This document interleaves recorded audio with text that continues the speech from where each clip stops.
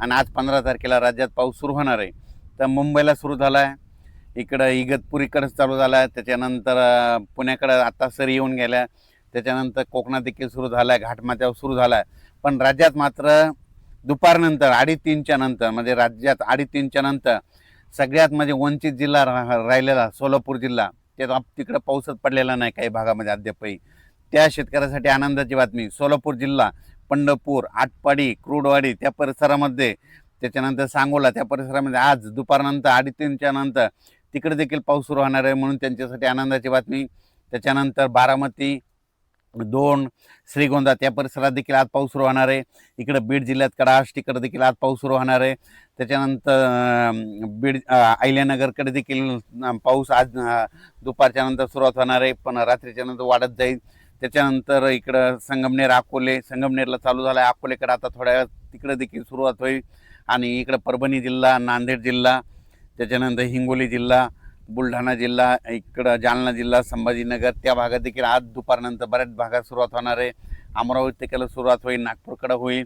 सांगायचं झालं तर आज 15 तारखेला बऱ्याच भागामध्ये 8 दिवस विश्रांती घेतलेला हे पाऊस ते आज दाखल होणार आहे, म्हणून ही सर्वप्रथम शेतकऱ्यासाठी आनंदाची बातमी.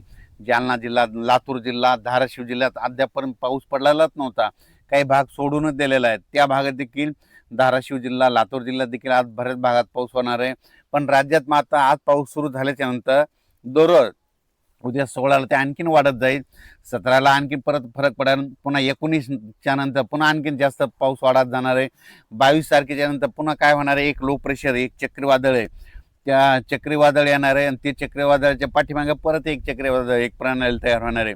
मग हे गेल्याच्या नंतर हे काय होणार आहे, पूर्व विदर्भातून पश्चिमी विदर्भाकडे जाणार आहे, पश्चिमी विदर्भाकडून इकडे जळगाव जिल्ह्यातून उत्तर महाराष्ट्र का म्हणजे वर्धा, नागपूर, भंडारा, गोंदिया, चंद्रपूर, यवतमाळ, वाशिम, हिंगोली, अकोला, अमरावती, बुलढाणा, जळगाव ह्या पट्ट्यातून जात असताना तिकडं विदर्भामध्ये मग 20च्या नंतर चांगला जोराचा पाऊस पडेल.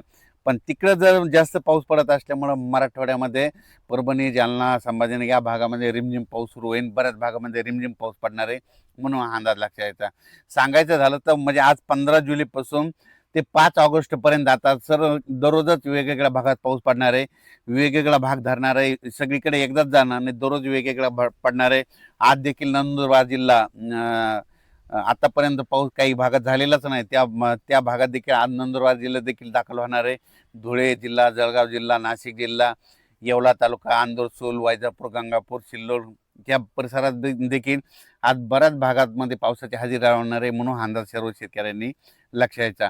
त्याच्यानंतर तेलंगणात देखील काय होणार आहे, डोंगरी तहसील आहे तिकडे देखील आज बऱ्याच भागामध्ये पाऊस होणार आहे. पण 17-18च्या नंतर तिकडं तेलंगणातला देखील पाऊस वाढणार आहे, म्हणून हा तेलंगणातल्या शेतकऱ्यांनी अंदाज लक्षात घ्यायचा. इकडे छत्तीसगडकडे चांगला पडणार आहे, मध्य प्रदेशकडे इकडे खंडवा तिकडे देखील जास्त राहणार आहे, बैतूलकडे देखील जास्त राहणार आहे, म्हणून हा अंदाज त्यांनी देखील लक्षात घ्यायचा. सांगायचं झालं तर राज्यातमध्ये आता आज एवढे दिवस थांबलेला पाऊस आज 15 तारखेपासून बऱ्याच भागामध्ये दुपारनंतर काही ठिकाणी 2:30-3च्या नंतर सुरुवात होणार आहे, काही ठिकाणी 5:30-6च्या नंतर होईल आणि काही ठिकाणी रात्री 8-9च्या दरम्यान सुरुवात होणार आहे, म्हणून हा अंदाज लक्षात घ्यायचा. उद्यापासून ते पाऊस वाढत जाणार आहे. सगळ्यात महत्त्वाचं, पाऊस पडला आणि नंतर काय होतं, असं वारं सुरू होतं बघा. वारं सुटल्याच्या नंतर कोणी तज्ज्ञ कोणी पाऊस सांगत नाही. माझं म्हणणं यापुढे मला देखील पाऊस विचारायचा नाही. तर तुम्हाला एक सगळ्यात सोबत सांगतो, निसर्गातून पाऊस कसा ओळखायचा. पावसाळ्यामध्ये असं जोराचं सारखं वारं चालू राहिलं आणि हे असं तांबडं आभाळ झालं की समजायचं 72 घंट्यात त्या ठिकाणी पाऊस येणार आहे. आणि काल 14 तारखेला ज्या ज्या भागामध्ये असं तांबडं आभाळ झालं ना, त्या भागामध्ये बघा ह्या 72 तासामध्ये पाऊस येतो का नाही हे निसर्ग सांगतं. म्हणून म्हणतो भविष्यामध्ये निसर्गावर प्रेम करा, निसर्गातून अंदाज घ्या, झाडं लावा, झाडं जगवा. भविष्यामध्ये हे तापमान कमी करायचं असेल तर झाडं लावावं लागतील.